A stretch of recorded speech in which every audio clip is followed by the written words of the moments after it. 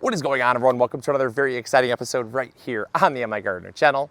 I'll tell you, every day I come out here, I feel like I become more and more like Elmer Fudd. You know, the Siwwy Wabbits. Siwwy Wabbits. There are so many rabbits in our garden this year, and it's driving me absolutely crazy. So what we're going to do in today's episode is we're going to rabbit-proof a raised bed. This is because we had a beautiful raised bed of beans, and they completely mowed them to the ground.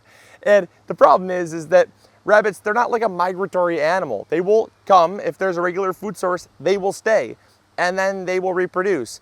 And I don't need to get too graphic, but when I pulled into the house the other day, it was nighttime, and my lights shone into the yard, and well, they were there doing the dirty right in the open. So I was like, man, that's not what I need. I don't need more of them. And so the problem is also they're living underneath our shed. And so Aiden and I, basically when we were out here weeding our beds, we saw them like running around, and we said, you know what, they're not even afraid of us anymore. Let's take the next step to basically keep them out of the garden, which is to build an enclosure. Not to enclose them, but just enclose the things that we're growing that they want to eat. Now, there's a lot of other ways to control rabbits. There's extermination, which is not my preferred method. Then there's also live trapping. Live trapping, you can trap them. That is, if they can get into a trap. It's a very time-consuming process of trapping them and then removing them, 3 to 5 miles away so that they don't find their way back. And then there's also other forms of like scare tactics, right? So we talked about, I think 3 or 4 videos ago, about how scare tactics become less and less effective the more they're used.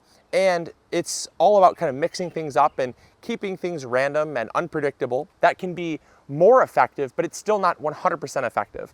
And so in this episode, I'm going to share with you how to like I said, build a rabbit-proof raised bed so that you can keep the rabbits out of your garden. Now, I will preface this by saying that I know that there's going to be a lot of gardeners that will say what I'm doing is not sufficient, right? That the rabbits are going to jump right over what I'm building. Now, there's a few things to take into consideration when you are looking at how high to build your enclosure. We're going to be using chicken wire. I've got it set up behind you actually, and I'm going to be cutting it down to size because it's really overkill. It's like 4 foot tall, 4 foot tall chicken wire. And the problem with that is that it becomes really challenging to harvest beans and manage the bed and stuff like that when you're reaching way into a 4 foot enclosure. I'm tall, I have long arms, and even I struggle. So we're going to shorten that down to about 2.5 feet. Now, rabbits can jump more than 2.5 feet. However, a lot of times rabbits, if there's other food around and it poses a challenge to them, they will much rather go to a more accessible food source than to the ideal food source if it poses a challenge or it takes a lot more energy to overcome that. So it's just some things to consider. The second thing to consider is that rabbits can dig.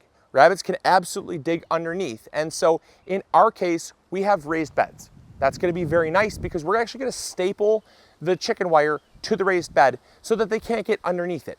If you're growing in ground, you're going to want to take some hardware cloth stakes and you're going to want to stake it down.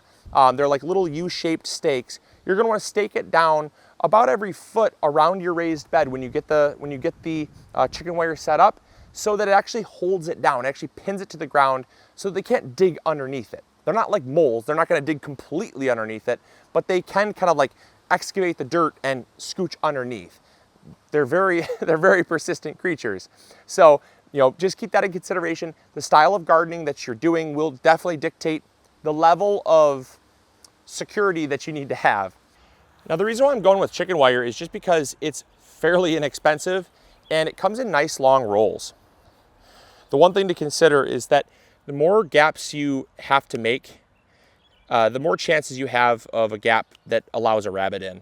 So I prefer a nice long roll of chicken wire so that I can basically keep one continuous strip of chicken wire all the way around the raised bed. That's going to basically keep any gaps from forming that rabbits could get in. Because rabbits, oh my gosh, they're like almost like bats. They find a gap that's like 3 inches wide, and oh man, they'll take advantage of that gap in a heartbeat. I learned this trick. I just didn't have what I needed. But a lot of times it wants to roll up. Well, if you take like a tent stake or something like that, stick it in through the hole, it keeps it from rolling back up because it hits the tent stake and it kind of just holds it down. So you can use that too as your tip of the day. But I didn't have any tent stakes with me right now. I do, but they're just downstairs in our camping gear and I didn't want to go get them. So I'm just stepping on it for now, but it still works. One other note to make before I get this thing set up is gloves are highly recommended.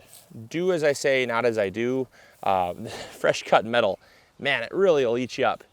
All right, so now what I'm gonna do is I'm gonna take my 1x1 stakes, and I'm gonna stick them into the corners and the halfway point so that it kind of holds the fence up.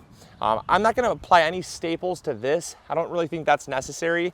By the time I run staples all along the perimeter with the chicken wire, this is just gonna be kind of support the walls so they don't blow around and go floppy.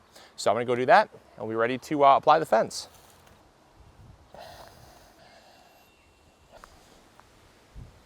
And the last one. All right, now I'm gonna take my chicken wire and I'm going to put it with the cut side down. That's because I don't want it to be like barbed wire. I don't want it to jab me. I just want to keep the rabbits out. So I'm putting the cut side down and I'm just going to basically hold it against the raised bed and staple it.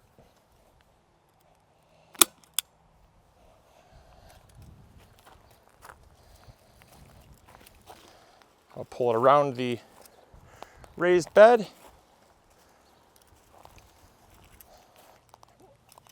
I did decide to actually go through and put one staple in just to kind of hold it up because it had a little flop. So I'm just pulling the fence up and into the stake, and then I'm putting one staple in just to make sure that it doesn't flop.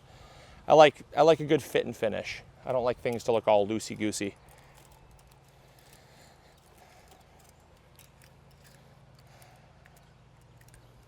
There we go.